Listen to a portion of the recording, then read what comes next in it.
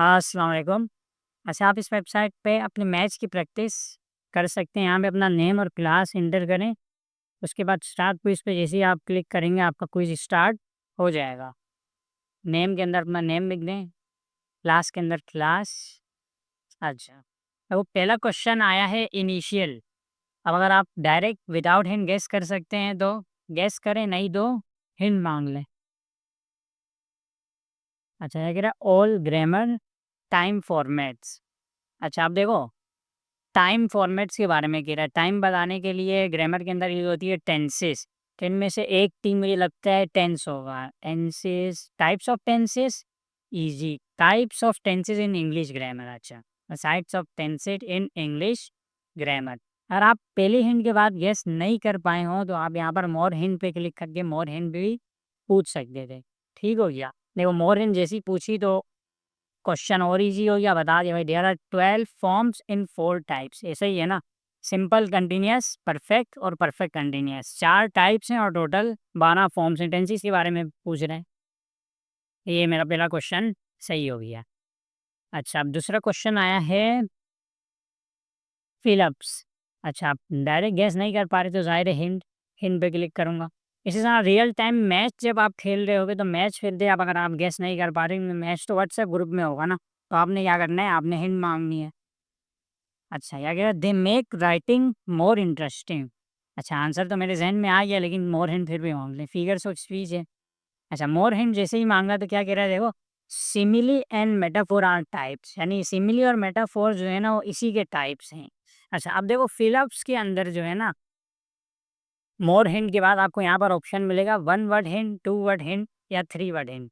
जैसे बात होता है ना कि आपको लास्ट 2 वर्ड आपको पता चल जाते हैं क्या है, आपको नहीं पता कि फर्स्ट वर्ड क्या है। तो आपको अब सिर्फ फर्स्ट वर्ड की हिंट चाहिए, तो आप यहाँ पर पूछ सकते हैं कि पहले वर्ड की हिंट दे दो।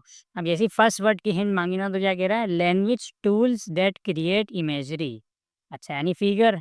अच्छा, तो इसी से मैंने क्या गैस कर लिया, ये क्या है, फिगर्स ऑफ स्पीच है। Figures of speech. सबमिट, ये आंसर करेक्ट हो गया। क्वेश्चन नंबर 3, नेक्स्ट क्वेश्चन फिर दोबारा फिलअप है। हिंट मांग के देखते हैं। Action that will be completed before future time. अच्छा, फ्यूचर का वर्ड तो ऑलरेडी इसने हिंट में ही दे दिया। Future perfect tense. अच्छा, यहाँ पर इजी करने के लिए मैंने फ्यूचर का वर्ड डायरेक्टली ही हिंट के अंदर दिया है। रियल मैच के टाइम आपको जो वर्ड आंसर के अंदर इंक्लूड हो रहा होगा वो कभी भी हिंट में नहीं मिलेगा, ये ज़हन में रखना। अच्छा जी, करेक्ट हो गया। X is a clause that gives complete meaning. हम देखो क्लॉज दो ही टाइप के हमारे पास, इंडिपेंडेंट क्लॉज और dependent clause. Dependent clause complete meaning नहीं देता, इंडिपेंडेंट क्लॉज कंप्लीट मीनिंग देता है। अच्छा, अब यहाँ पर एक्स को गेस करने के लिए ना ज़रूरी नहीं है कि आप आंसर लिखो X is equal to independent clause. ये करना ज़रूरी नहीं है, आप डायरेक्ट इंडिपेंडेंट क्लॉज आंसर दे दो ताकि टाइम बचे। अच्छा, X is use first time, Y is already known. Guess X and Y. अच्छा, आर्टिकल्स के बारे में पूछ रहे हैं, चलो हिंट मांग लेते हैं। अच्छा, अब देखो हिंट कह दिया, एक्स इक्वल टू ए और an, Y equal to the. Answer easy हो गया। ए और एन कौन से आर्टिकल होते हैं और डी कौन से आर्टिकल होते हैं?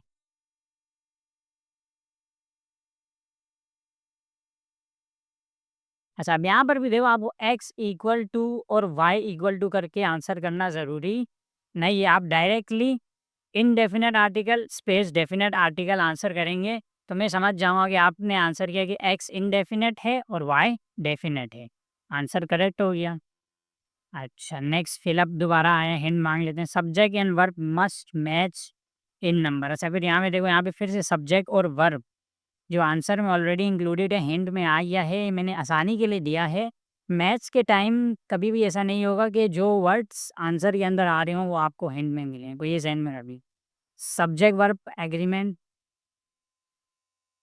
ठीक हो गया। X is a phrase that X like announce starting with to plus verb, for example to read. Infinitive phrase, ऐसा ही है। ठीक हो गया। X connects a dependent clause to a main clause. Guess X help joins unequal clauses. Subordinating conjunction. Imperative ठीक हो गया। अच्छा भाई, you have completed all questions. अच्छा देखो यहाँ पर योर नेम क्यों आ रहा है, कि मैंने नेम के अंदर ही क्या डाल दिया था, your name. You answer 10 out of 10 correctly. ठीक हो गया। तो इस तरह आप अपने मैच की प्रैक्टिस कर सकते हैं। और वेब ओपन होने में कोई इशू आ रहा है या कुछ समझ नहीं आ रहा तो मैसेज करके पूछ लें।